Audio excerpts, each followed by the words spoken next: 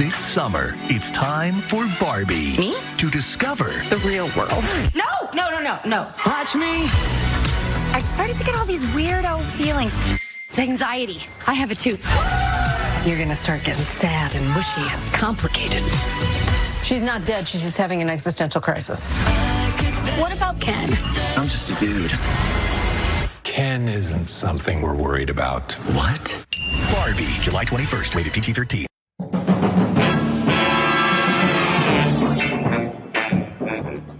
Hello, divers, and welcome to Mysteries of the Deep.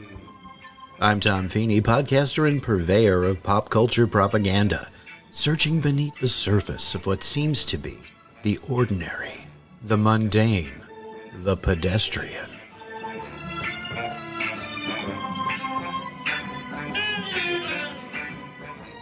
Now, unless you've been living under a pink-colored rock, you are no doubt aware that a movie based on the wildly popular Mattel toy line, Barbie, has been released.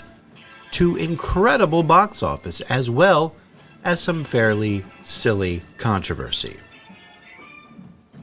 Now, it may seem odd that a simple doll that was created for children to play with could engender any contention at all. And yet it does.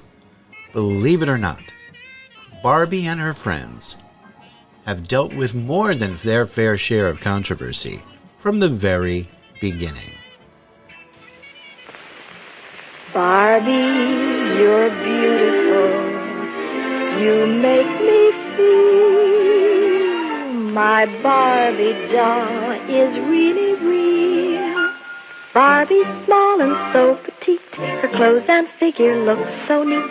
Her dancing outfit rings the bell. At parties she will cast a spell. Purses, hats, and gloves galore. And all the gadgets gals adore. Barbie dressed for swim and fun is only $3. Her lovely fashions range from $1 to $5. Look for Barbie wherever dolls are sold. Someday I'm gonna be exactly like you. Till then I know just what I'll do. Barbie, beautiful Barbie, I'll make believe that I am you. You can tell it's Mattel. It's swell. Barbie was first introduced to the world on March 9th, 1959. The concept for Barbie was the brainchild of Ruth Handler, one of the co-founders of Mattel. She noticed that her daughter Barbara often played with paper dolls that looked like adult women instead of the more commonplace baby dolls. And this observation inspired Handler to create a three-dimensional adult-like doll.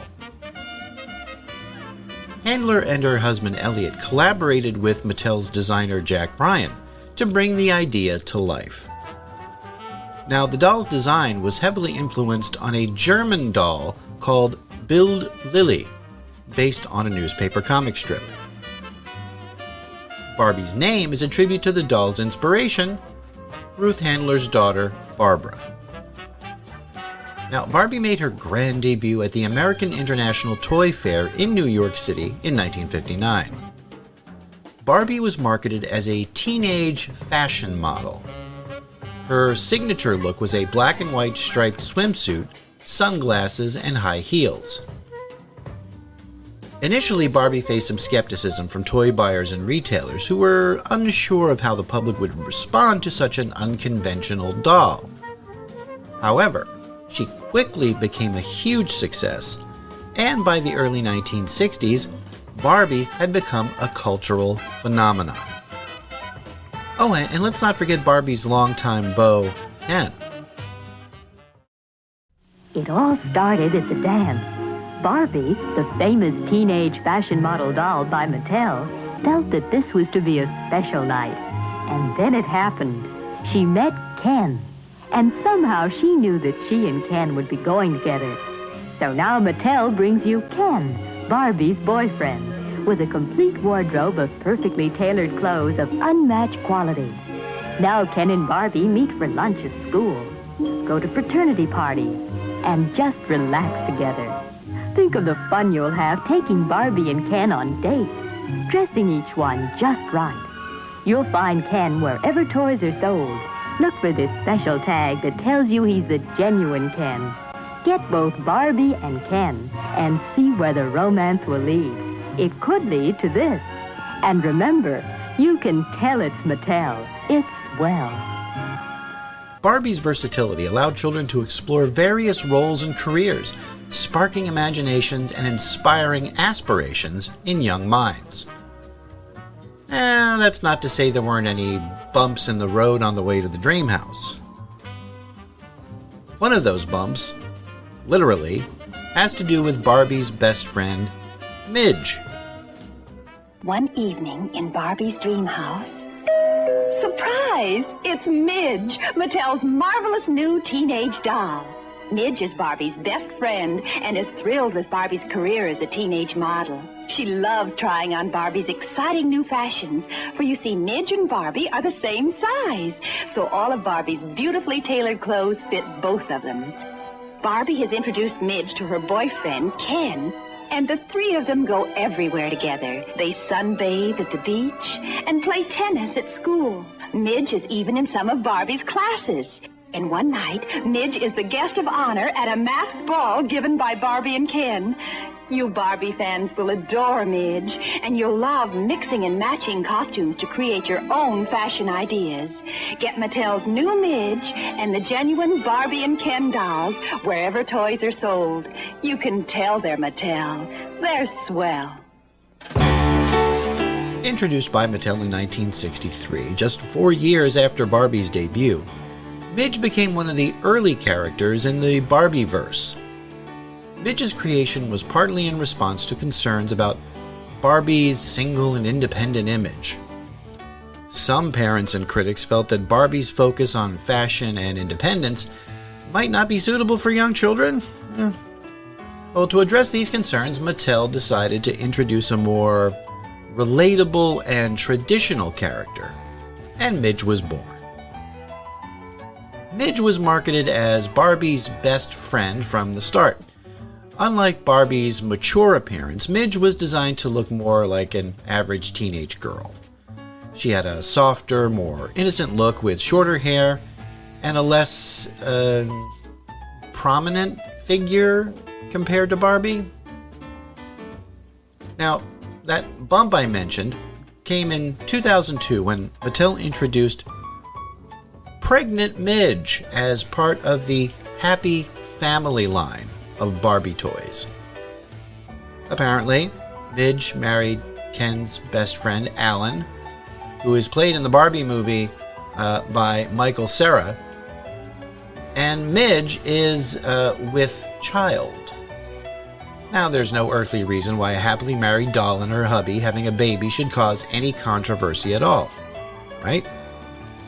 Well, the pregnant Midge doll had a unique feature, a detachable, magnetic, pregnant stomach, which had a tiny plastic baby curled up inside her, so kids could presumably deliver this bundle of joy. Critics thought it promoted teen pregnancy, so monolithic retail chain Walmart pulled Midge from the shelves until Mattel made a version where she'd already had the baby and no longer appeared to be pregnant.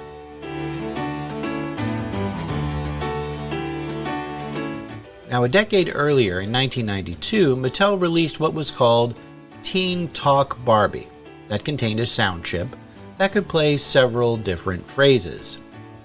Most were fairly innocuous and inoffensive, but one in particular caught the ire of some. Here, listen for yourself. Math class is tough. Math class is tough. Yes, the clip said, math class is tough.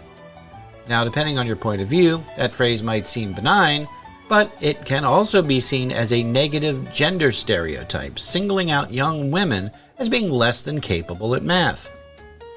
So that version of Teen Talk Barbie was pulled from the shelves, and replacement versions were offered to those who wanted to exchange them. Now, in Season 5 of The Simpsons, that controversy was parodied in the episode Lisa vs. Malibu Stacy. In the episode, Lisa Simpson checks out the new talking Malibu Stacy doll, but is disappointed with what she has to say, and rightly so. A hush falls over the General Assembly as Stacy approaches the podium to deliver what will no doubt be a stirring and memorable address. I wish they taught shopping in school. Oh. Let's bake some cookies for the boys. Come on, Stacy. I've waited my whole life to hear you speak. Don't you have anything relevant to say? Don't ask me. I'm just a girl. Let's buy makeup so the boys will like us. Don't you people see anything wrong with what Malibu Stacy says? Oh, there's something wrong with what my Stacy says. My spidey sense is tingling. Anybody call for a web slinger? If you haven't seen the Lisa vs. Malibu Stacy episode of The Simpsons, it makes for a really good companion piece to the Barbie movie. It's on Disney Plus right now. When the original Barbie doll was released, some parents thought their little ones were too little to play with a toy with such a fully formed female figure. So what do you do for the child who is too old for baby dolls, but maybe too young for Barbie? Well, in 1964, Mattel introduced Barbie's little sister, Skipper. A shorter and decidedly younger-looking doll, Skipper was aimed at what we would now refer to as tweens.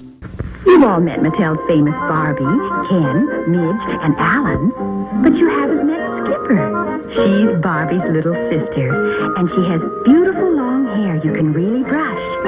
And because Mattel's exciting new Skipper is smaller than Barbie, she has her very own fabulous fashion. They're all just as perfectly made as Barbie's. Skipper loves to go everywhere with Barbie, like rehearsing for the ballet. They go skating along with Ken. Skipper even has her own masquerade costume for the carnival. That's Barbie and Ken, and that's Skipper. You'll love brushing her beautiful long hair. You can get Mattel's new Skipper and her fabulous new fashions wherever toys are sold. And this tag tells you it's the genuine Skipper, Barbie's little sister. You can tell she's Mattel. She's swell. Now, you move ahead a decade and it's a very different America. The civil rights movement, the rise of feminism, and more permissive attitudes led to a significant change in the way that sex education was taught in schools. Books from authors like Judy Blume were offering frank and thoughtful depictions of those awkward years of puberty. So the time was right, or so the higher-ups at Mattel thought, to age up Skipper to that oh-so-magical time in a young woman's life. Meet new growing up Skipper. She's 2 dolls in one.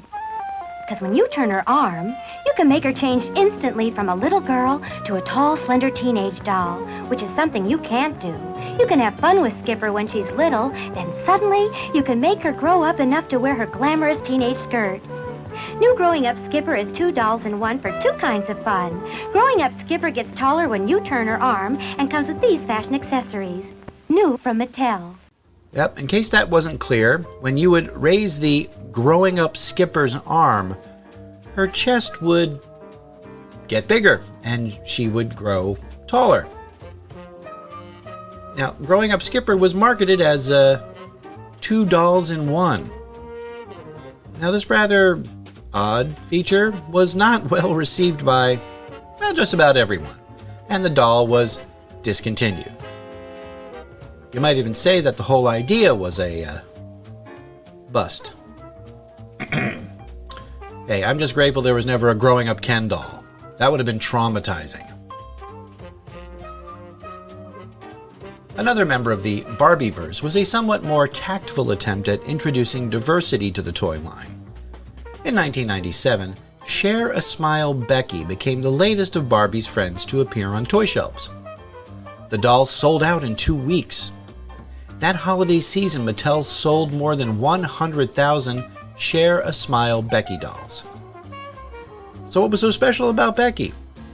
Well, she was the first of the Barbie line to use a wheelchair.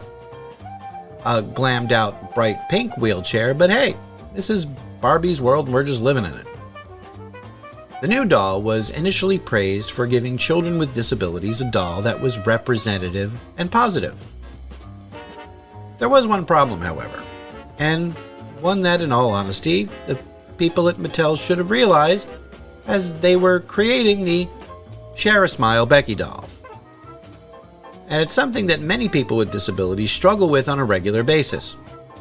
Accessibility. You see, Barbie's friend Becky can't visit Barbie's dream house because it isn't wheelchair accessible.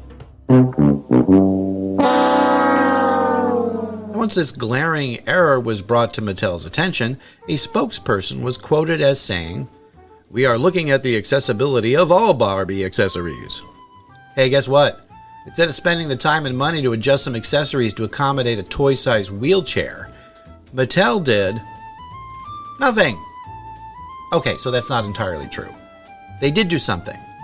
They discontinued Share a Smile Becky. Well, toys really do reflect the real world sometimes, don't they? Alright, just to be fair, Mattel did release a wheelchair Barbie in 2019 alongside a Barbie with a prosthetic leg. Oh, and the current dream house does have a wheelchair-accessible elevator. So there. Our final dubious doll was introduced in 2010. Video Girl Barbie. How do you video girl? Barbie Video Girl. She's a real working video camera. The camera lens is in her necklace. The video screen is on her back. Who do you video girl? It's cool to look through Barbie eyes and really see what she sees. Where do you video girl?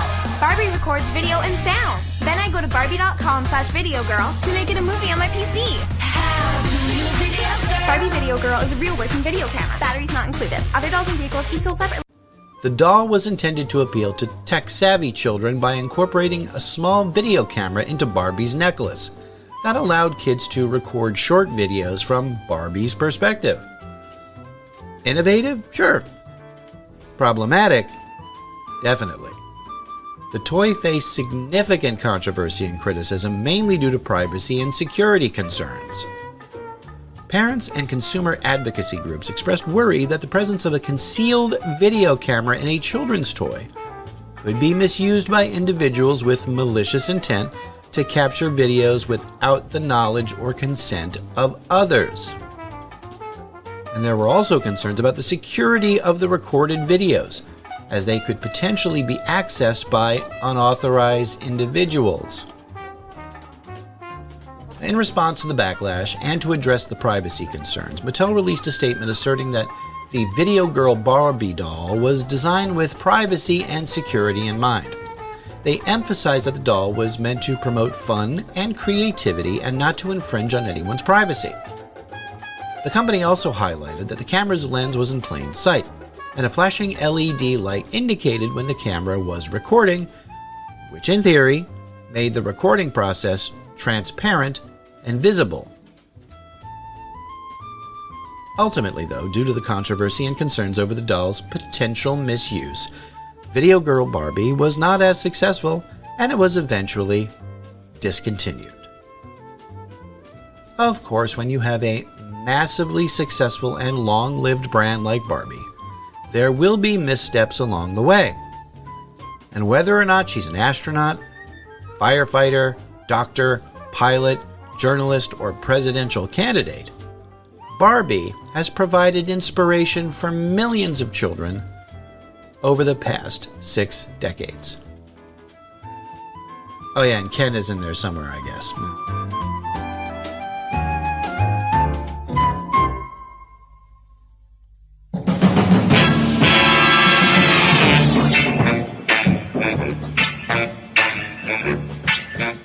Thanks for listening. If this is the first time you've heard this podcast, check out our past episodes, available on almost all podcast providers, and subscribe so you don't miss a single one.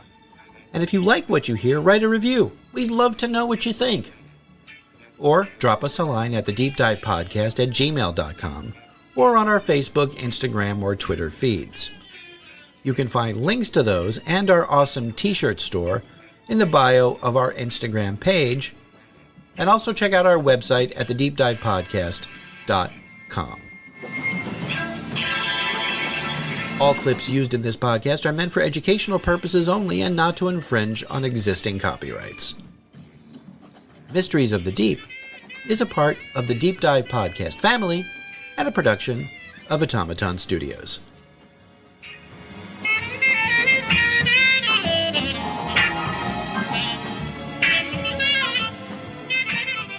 You can tell it's Mattel. It's swell.